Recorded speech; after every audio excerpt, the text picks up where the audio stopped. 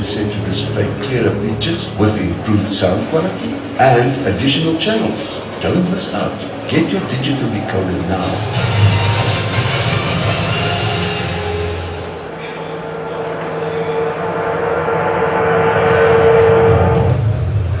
So what's next is we've got a program, a roadmap,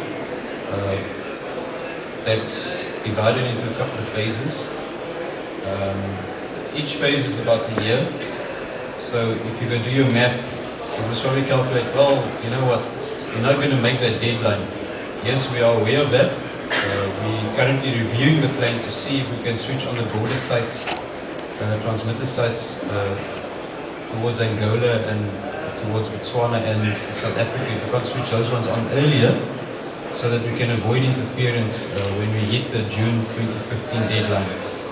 So what do these phases actually give us? Let me show you quickly. Okay, so this is what 69.4% coverage gives you, and that you get from 14 sites. Okay, so it's quite a huge number of people that are covered. What does 80.2% coverage look like? That's what it looks like.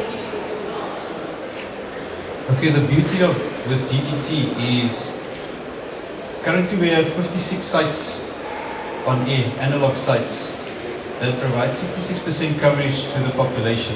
This is about 56 sites that you see there.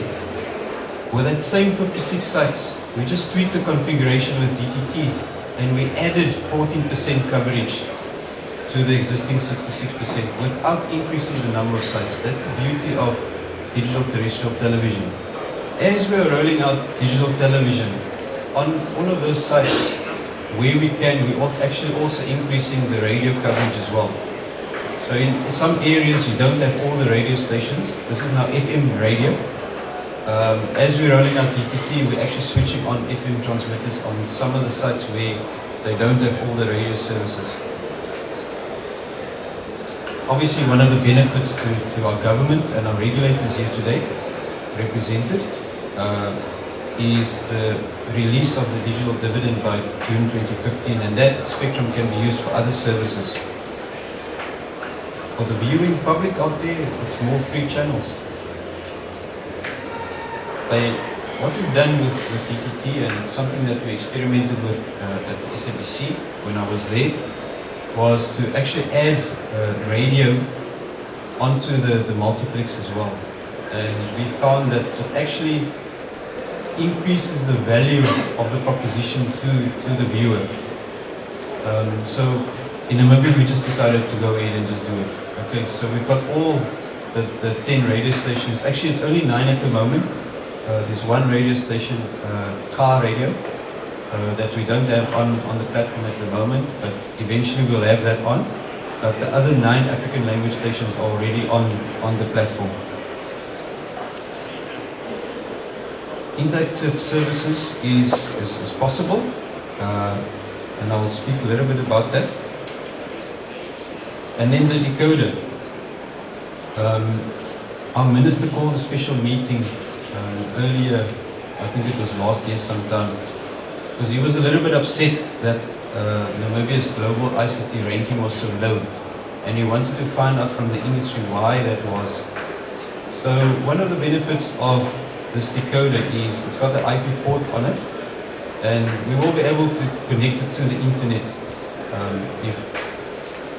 if someone wanted to do that. Okay, so it's there, and all of this infrastructure that we are rolling out can aid towards increasing Namibia's global ICT ranking. And I want to show you quickly what we're currently busy with is working with a company called Kudus IT. It's a local company. Their technology partner is called Exset.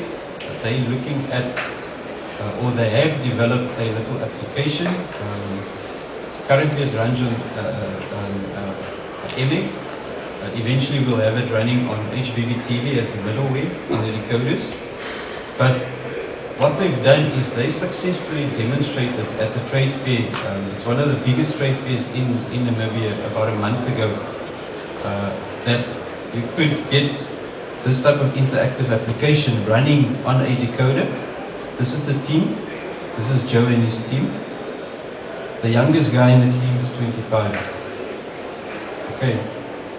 And this was just a little statement made by the Minister of Trade and Industry when they presented the demonstration to them. So there's a lot of possibilities with interactive television, and we're working on something. We don't want to give too much away right now, but soon you'll start seeing interactive television on Namibian television screens as well.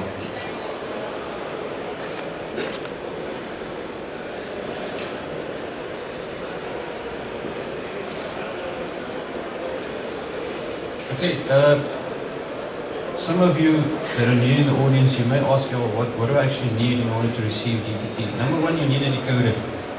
Okay, number two, you need a proper aerial, okay, an antenna. Someone asked me the question, well, if I've got a satellite dish, can I plug out the satellite dish cable and plug it into the DTT decoder? Will it work? I said, no, it won't work. So if you've got that question in your mind, the answer is it won't work. Okay, you need a decent outside antenna in order to receive a good quality. Bunny ears will work, yes, it will work. But now you switch the